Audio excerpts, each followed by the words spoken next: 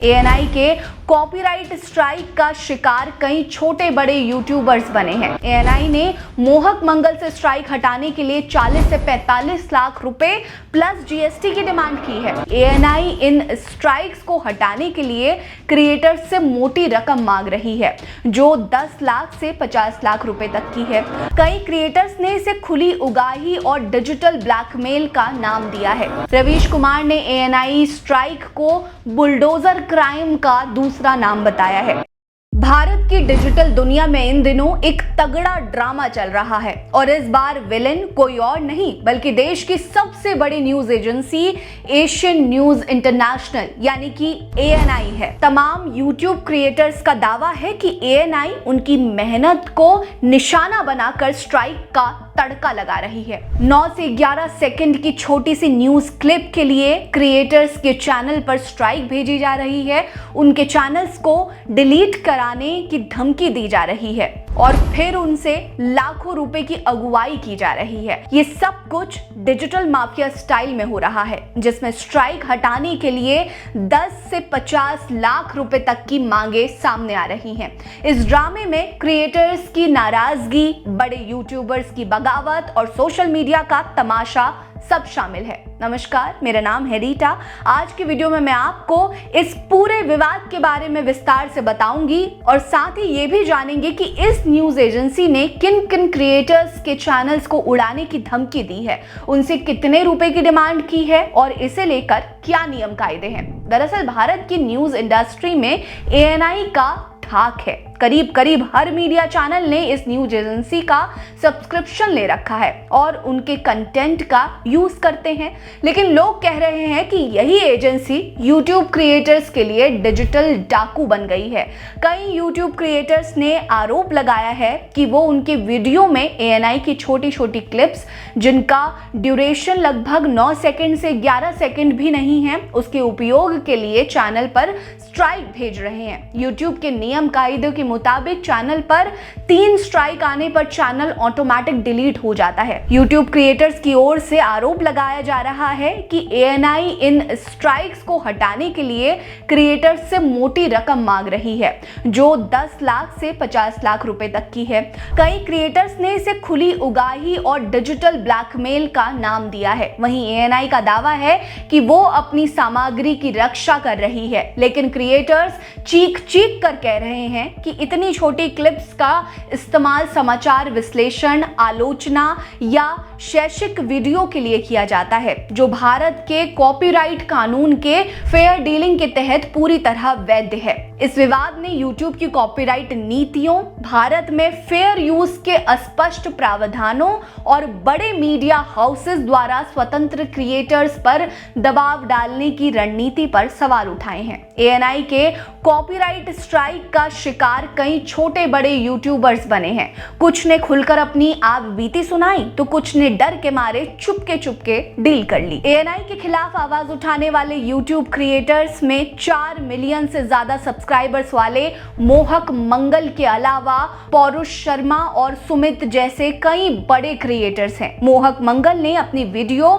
Dear ANI में इस पूरे ड्रामे की पोल खोली है। उन्होंने कोलकाता केस की अपनी 16 मिनट की वीडियो में एएनआई का 11 सेकंड का फुटेज यूज किया था और ऑपरेशन सिंदूर पर बनाई गई अपनी 38 मिनट की वीडियो में 9 सेकंड का फुटेज यूज किया था। इस पर एएनआई ने उनके चैनल पर धड़ाधड़ 2 स्ट्राइक ठोक दी। एएनआई ने मोहक मंगल से स्ट्राइक हटाने के लिए 40 से 45 लाख रुपए प्लस जीएसटी की डिमांड की है। मोहक मंगल ने अपनी वीडियो में बाकायदा एएनआई प्रतिनिधि के उस फोन कॉल को भी सार्वजनिक किया, जिसमें एएनआई की ओर से स्पष्ट रूप से कहा जा रहा है कि वो मोहक के चैनल पर कुल 8 स्ट्राइक देने वाले हैं और अगर उन्हें स्ट्राइक से बचना है तो हर स्ट्राइक के लिए 5 लाख और कुल 8 स्ट्राइक के लिए 40 लाख रुपए देने होंगे और अगर वो पैसे चुकाने में असमर्थ रहेंगे तो उनके चैनल को डिलीट करा दिया जाएगा। इस पर मोहक ने एएनआई को जवाब देते हुए इसे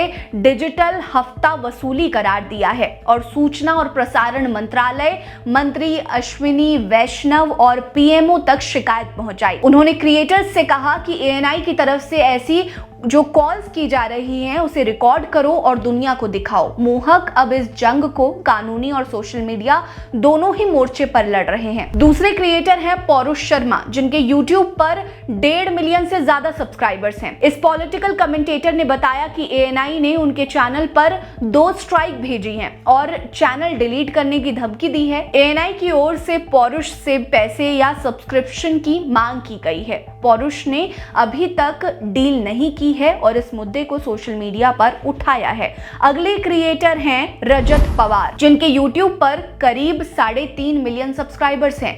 ये रोस्टिंग वीडियो बनाते हैं। गलती से इन्होंने अपनी वीडियो में ANI की 10 सेकंड और 9 सेकंड की क्लिप चला दी। इसके लिए ANI की ओर से उनके चैनल पर भी स्ट्राइक की गई और 18 लाख रुपए की डिमांड की गई। वहीं कई क्रिएटर्स ऐसे भी हैं जिन्होंने चैनल डिलीट होने के डर से ANI को 50 लाख रुपए तक चुकाए हैं। यानी कि सीधे और स्पष्ट तौर पर कहें तो ANI की यही रणनीति है कि पहले स्ट्राइक दो, फिर डराओ और फिर डील करवाओ। हालांकि सोशल मीडिया पर एक बड़ा वर्ग इन क्रिएटर्स के समर्थन में खड़ा हो गया है।